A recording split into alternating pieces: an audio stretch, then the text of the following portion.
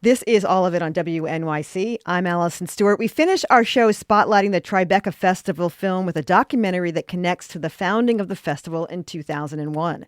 It was founded following the 9/11 attacks to bring people back downtown who were hesitant to be around the neighborhood surrounding Ground Zero. 25 years later, the documentary IXXI, that's Roman numerals for 9/11, revisits the tragedy through 12 people who experienced the events on the day in their own way. The subjects recount their memories of 9/11, but also what was like the day before and the days after. The tone is conversational and reflective. Let's listen to an example. This is actor and former real estate broker Michael Cuomo explaining where he was on 9/11 when he was showing a client an apartment. So we went there, and it was actually kind of like the apartment. You know, after probably showing him 25 places over the course of that week, we had finally gotten pretty close to something that might work. It was around 8:45, and I remember, doing my best, what probably seemed like a Glenn Ross sales pitch of like, as you can see, you have views of the Hudson River and the architecture of Tribeca and Soho nearby, and of course, this was an unobstructed view of the World Trade Center. And just as I'm pointing to the World Trade Center and saying, and of course, you have the World Trade Center, a plane crashed into it. IXXI has one more Tribeca screening, June 14th at 3 p.m. at the Village East by Angelica. With me now is director Sean Wilsey. Nice to meet you, Sean. Nice to meet you. And subject Stefan Springman, who made his way to Ground Zero for ABC News during the attack. Stefan, nice to meet you as well. Hi, Allison. So, how did you identify the 12 New Yorkers that you wanted to talk to for this film? I really wanted there to be a way into the story for everybody. And I think 9/11 is usually really centered around people who were right down there, who were first responders. And I would put Stefan in that category, but I felt like it's hard to grasp for people who weren't around how everybody was touched. Mm-hmm. So with that in mind, I felt like I could look in really unusual places and not, you didn't have to be down there, because it's like the Kennedy assassination. Everybody remembers exactly what they were doing, and often really odd particular things that take out this kind of outsized significance. So I would ask people, anybody, I'd be like, where were you? And I wanted to have somebody young because I thought, your childhood would have been completely transformed by this. The youngest person in the film is Muslim, and that adds like a whole other dimension. But, she was really assimilating into this like very California culture. And, she moved to New York after that. And her story illuminates something that you don't usually think about. And it was like, that was the goal. Everybody should bring something different into the telling of that day. Stefan, why did you want to be a part of the documentary? Well, I didn't.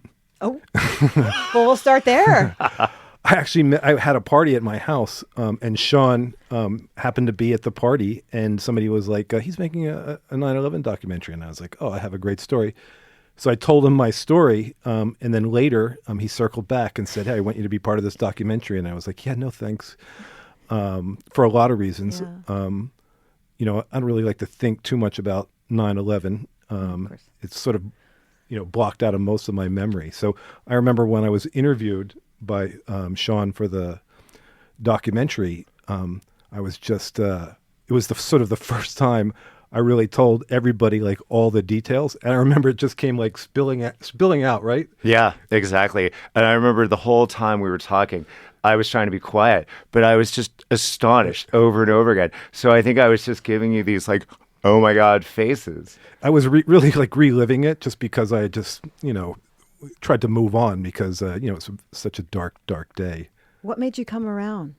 My wife made me do it. Oh, really? Tell me about that conversation. That you can. I was just like, eventually I started out as a sound person, and then a camera person, and then I became a producer. And I just didn't want somebody else telling my story. I just wanted to be in control of it. I've just seen so many things butchered by executives. However, in hindsight, I think Sean did an amazing job. It's just like, I felt like you used almost everything I said in my interview, made it on screen, and there's a lot of breathing room in there. And I didn't feel like anything got left out or, changed in my story at all. Well, and there was so much archival related to his story, some that he shot. Mm-hmm. And then, Stefan, I feel like his origin story as somebody who would rush towards 9/11 was from watching 60 Minutes when he was a kid. And he tells the story of this one 60 Minutes segment that's so amazing and also like kind of embodies my own ethos as a filmmaker. It's a 60 Minutes where they go to interview the president of Micronesia. It's not Micronesia, it's the Maldives. The Maldives, right. Yeah, and in the Maldives, like they can't find the president. And then there's a temporary president, they can't find him either. So they have no story. And then they end up hearing about a German tourist who had murdered his girlfriend. And because there was no justice system in place for that kind of, it just didn't happen. People didn't kill each other. He was banished to an island and they go to find him. And it's such a beautiful, sort of eccentric and really powerful segment. And Stefan was like, wow, that it opened up your world as a kid. And so that whole story and a lot of that 60 Minutes, we license it, it's in the film. And it just takes you somewhere really intimate. And it's a very metaphorical story for a lot of other things that are in my film. And it was so great to see that footage because I hadn't seen it since I was, 13. Yeah. Lying on the carpet of my parents' rec room and just being, I only saw it once, but it really stuck with me. We're going to talk about you like you're not here. What did he do as a filmmaker that you found to be moving in this film, IXXI? Because you've seen a lot of filmmakers who don't do the best job. Yeah, I mean, I can hardly watch any documentary just because I can see how manipulated everything is. But I think just, Sean gave voice to these people who, some of them are used to having a voice and some of them are not. And it's just so conversational. And, I've never seen a documentary in a movie theater where people laugh that much. It's almost like a comedy, which is weird to say about 9/11. Sean tells me there's, many people who are also crying in the theater, but, it's really a they laughed, they cried situation. So he really got a lot of emotion out of all these people who, many of them were just regular people like myself, but they had an extraordinary day on that day. Sean, when you sat down with subjects, what questions did you have for people? Actually, the only question that I asked everybody, I didn't even use it in the film. But funnily enough, I asked everybody if they felt like they had a twin because of the Twin Towers. And I just thought, it's kind of a weird question to ask people. And a lot of people, you actually, funnily enough, were just like, nope. That's like all you said. But some people really went into it. But it kind of loosened people up. And then I kind of felt like having an unscripted and, just like what's going to happen here. Mm-hmm. They were long interviews. Some of them went all day. And, how much, like yours certainly did. And however much winds up in the film is just, a fraction of what's there.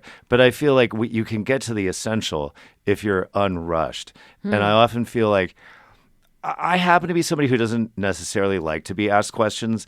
I like to just kind of look at somebody in the eye and start to see, where things might go. So that's kind of how it felt. And actually, I have a different memory of how you came into the film in that I was at the party and I saw you were by yourself and I was like, I'm going to go talk to that guy. And then I asked you kind of like, hey, what happened to you on 9/11? And then you started telling me. And I think I was like, you got to stop talking. This is too amazing. I really want you to sit down. And I think there's an element of surprise in the film where I feel like a lot of people, and certainly I didn't know what was going to happen, started saying things that they didn't realize they were going to say. That's really interesting. Sometimes if you're just quiet and you Yeah. listen, a lot comes out. Totally. So it's like things that were like news to the people in the film themselves. Did I not tell you my story at the party? Some of it, but not all of it. Right. And I remember being like, you got to stop. Because it felt like it was just like powerful. Yeah. You know, his story, I mean, you've seen the film, Yeah. Allison. Like, it's one of the, I've watched his story now easily 200 times. And I still like it. I still feel like it's got this raw thing that, I mean, I kind of ended up feeling like, it's funny because it's not like, you know, we are friends. And some of the people in the film, Stefan and I became friends. One person in the film has died of COVID since it was made, and I was close with him too. But everybody started to feel like a family to me. And I think as a New Yorker, like, I didn't grow up here, but I moved here in college. Like, you fall in love with New York, and I fell in love with it because it's just so complex. It contains just multitudes. And I was like, how do I get that feeling of like every kind of life is in this city? And 9/11 to me is like probably, I don't know what could be more, the most significant day in the history of New York. And so it's like, in a way, somebody said that he felt like watching the film was like reading that E.B. White essay, This is New York, but it just happens to be 9/11 as well. You know, you speak in the film, Stefan, about how a horrible day it was, but you understood as a journalist that you were right in the middle of history, and it was almost kind of exciting. You know, how did you deal with those conflicting thoughts? Well, I mean, you know, we're complex people, and we can have both those emotions. It was super exciting. I was just like, I can't believe it. I'm in the middle of history, you know, and that's like, it's more than 25 years ago. And I'm still proud to have been there. You know, it's like my 6-year-old son, he doesn't know anything about 9/11, but, you know, it's like he will know. And I'm glad that I was there. You know, it's like, it was really one of the most amazing days of my life. And I was 25 years ago, but it's so many of those memories are still so vivid when I do let myself go back there. We're talking about the film IXXI, a film about 9/11, told through the eyes of 12 people who recount their memories of the tragedy. We'll have more after a quick break. This is All of It. Listening to All of It on WNYC, I'm Allison Stewart. Today, we're spotlighting documentaries you can see at this year's Tribeca Festival, including IXXI, a film about 9/11 told through the eyes of 12 people. My guests are its director, Sean Wilsey, and subject Stefan Springman, who is a cameraman who's made his way to Ground Zero on the day of the attacks. The film is screening June 14th at 3 p.m. at Village East. Sean, you were interested in what people were experiencing before the attacks. Yeah. Why are you interested in that? I actually initially thought it was a really interesting opportunity to find people who could remember the day before. And I was like, because, it's a line through history. And I think maybe the best example in the film is somebody, another character, was helping a friend move. And in the course of the move, they went across the Williamsburg Bridge. And one of the windows, they glanced against the side of the bridge. The window shattered, and all this glass went into his pocket. He then goes down to Ground Zero the next day, has a very intense, frightening experience, goes to meet some people to just discuss it, reaches into his pocket and finds what he thinks are pebbles in his pocket, and he realizes it's the glass from the night before. And that could have been 1,000 years before because so much has happened. And I just thought, wow, it's a day that just changed everything for everyone. So having a little sense of before allows you to just understand what's at stake for everybody, how people's lives, my life changed permanently after that.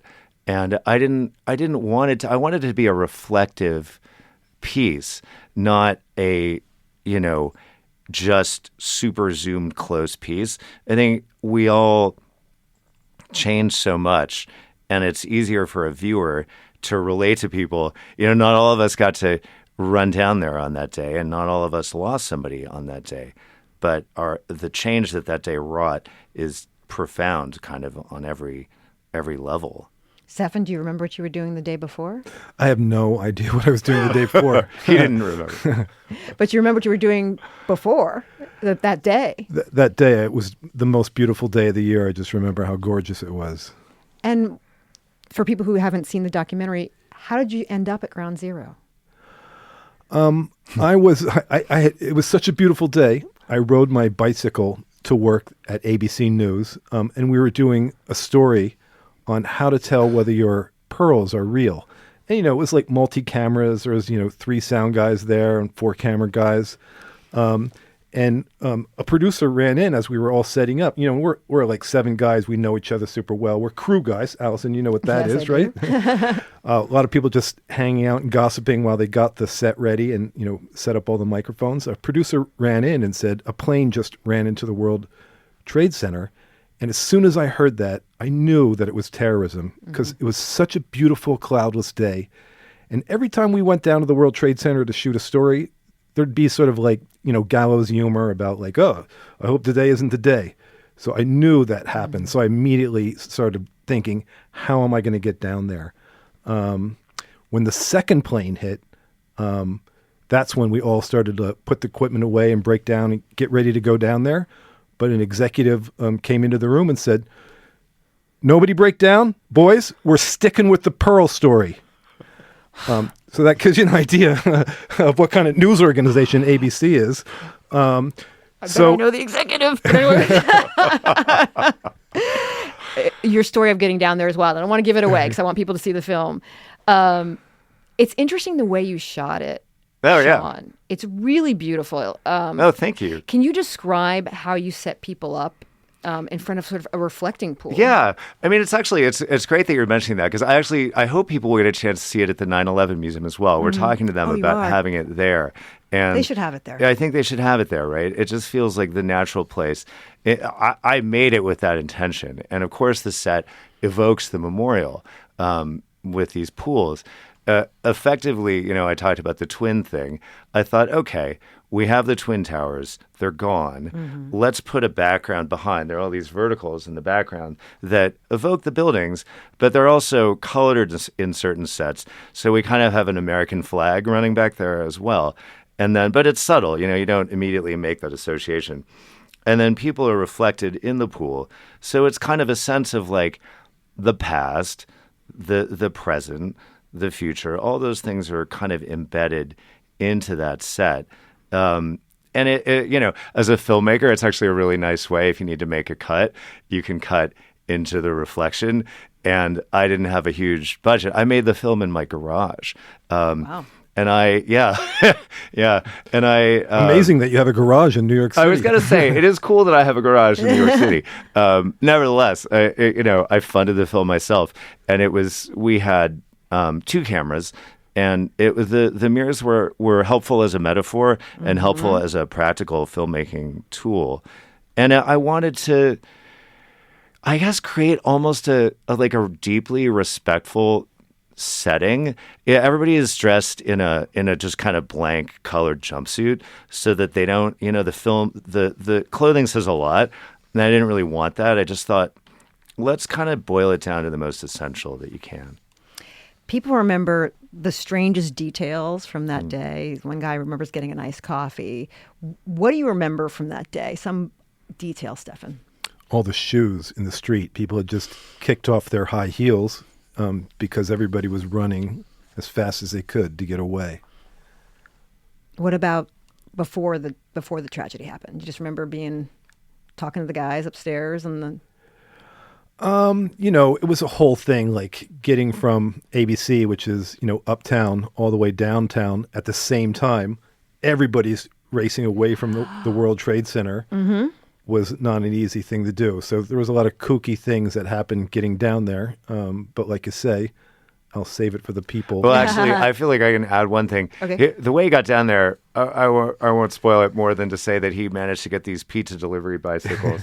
Him and Chris Cuomo, who went down there with him. Stole them, but he got them. Yeah, he got them. Well, but actually... I didn't steal them. That's right. What's not actually in the film is he returns them. You return... I thought you might have returned them. He does. I was like... And we actually, That's the one That's thing so in your funny. interview that isn't in the film, and it's so amazing because it's this great description, and all the pizza guys are like, "Yay!" We borrowed two pizza delivery bicycles from a pizza shop. With the big basket. And we parked them in the middle of the FDR, and you could barely see because there was so much dust in the air. And after it all went down, and I worked pretty much for a week straight. As soon as I had a day off, I walked down there, and it was not easy to get down there. You had to stop at all the stops. There was all these cops asking you what you were doing, and I was just like, I left two pizza delivery bicycles down on the west side highway. I'm going to get them, and they just waved me through. And I got down there. They were not locked or anything. They'd just been sitting on that median for an entire week, and I had to walk them all the way up to Times Square where I got them. Because I couldn't ride two bikes at once. And when I rolled into the pizza shop, I got a standing ovation. I want to play a clip from the film IXXI from Pat Smith. Tell us who Pat Smith is. Pat Smith is an amazing professional skateboarder, and the World Trade Center was a big skate site. And actually, you asked this earlier, he was somebody I sought out because I knew that skateboarders have really specific relationships with the geography of a city. And I was like, I knew it was like, that was a big skate spot. And he skated that spot more than anyone. And he talked about blocking out 9/11. Let's play a little bit of this, and you can hear it in his voice. This is from IXXI. Like, I had a friend who was working down there. He had a crazy story about airplane spring landed on his bike. Like, he ran and like a giant spring crushed his bike like right next to him, and he ran. Like, it's just, I mean, that whole day, like, it's, I guess in a lot of ways, like, we kind of block it out, in certain aspects, like, because it's so monumental. Just it's so life-changing that you just, there was all these things that happened there. Sean, what did you observe about grief when you were talking to all of these people, even though it happened 25 years ago? Oh, yeah. I mean, I think the thing that it sort of harkens back to what you were saying earlier, Stefan, sometimes people really start laughing. You get, there's a sense of just strange. It's not hysteria exactly, but grief and laughter are just right on an edge. And so there are these moments of like release in the film where people are really saying things that are quite funny, and then they're right up against something that's just like almost too big to feel. I like making and working on the film for so long would often find myself crying in strange places where I was like, oh, wow, like didn't even realize how sad this is. And I think grief is with you forever, and it changes a lot over time. I happen to have lost a lot of people in my life right around the time of 9/11, so I felt comfortable with loss by then. And I did a lot of volunteering after. I volunteered for Cantor Fitzgerald in their support center and would like greet people as they came in to like, to have their first encounter with reality after like, learning that this had happened. And the people were very, very gentle, there wasn't a sense of wanting anything other than to stop this kind of thing from happening to other people. And I think like, eventually you have to move on. You can't live in grief all the time, but it colors your life, permanently. Stefan, as somebody who works in media and technology, I think Dave Weston was the president at the time at ABC, and you had to like sign out to get the footage of the two planes going into the towers after a couple of days. They didn't want it on the air so much. How did you feel about shooting the event and the aftermath of the event? I mean, that was my job. And, I was trying to do the best that I could. It was in the days where, small cameras were few and far between, and you really had to have this giant Betacam, but I couldn't take a Betacam down on my bicycle. So I just took a little camera and, I just felt that I was there to document this thing that happened. That was my job. And, It wasn't easy to do. And when I finally ran out of batteries, it was kind of a relief because then I could get out of there. We got a question from someone listening. It says, how can we see this documentary after the Tribeca Festival? Will it be available for New Yorkers to see? I hope so. I mean, that's the point of the festival in many points. The festival started after 9/11, but hopefully distributors come and see it. They decide they want to put it on. I think Film Forum is looking at it, so that would be kind of an ideal place, the 9/11 Museum as well. Can I actually address what you were saying a second ago about the towers? Like there is no footage in IXXI of them falling. I felt really strongly that footage was exploited to a certain degree, and that it had become something else, and it no longer paid respect to the reality of what had happened. It's like there was too much of it. Robert Altman, the director after 9/11, wrote a piece in The Guardian saying, we got to stop making movies like this. We taught people to create a spectacle through filmmaking, and we have to get back to human stories. So most of the archival in the film is of people down there reacting, looking up, certainly. There's no footage of anybody who jumping or killed. That's very private stuff. And it's a strange kind of paradox that it's this like very public event full of these like very private, intimate experiences. I sure hope somebody does pick it up, though, because it really is an emotionally, moving film. We've had like really powerful experiences in the screenings. We had a first responder who was like, wow. Yeah. She was like really touched and she had a lot to offer. And that was like, and we had a first responder's widow who was very, moved by it. The name of the film is IXXI. It'll be screening June 14th at 3 p.m. at Village East Angelica. I've been speaking to its director, Sean Wilsey, and Stefan Sprigman. Thank you for coming to the studio. Oh, my God. Thank you for having us. Thank you, Stefan. Thank you both.